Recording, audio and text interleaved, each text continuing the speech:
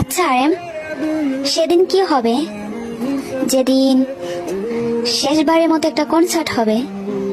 তারপর কোনো একদিন 7টি রানী এসে আর্মিদের কাছ থেকে কেড়ে নিবে তাদের 7 রাজাকে। তখন আর্মিদের মনের অবস্থা কেমন হবে? সেদিন কি আর্মিদের চোখে জলে আহাজারি হয়ে উঠবে, নাকি সেদিন থেকে আর্মিরা চটপট করে নিজেকে শেষ করে দেবে?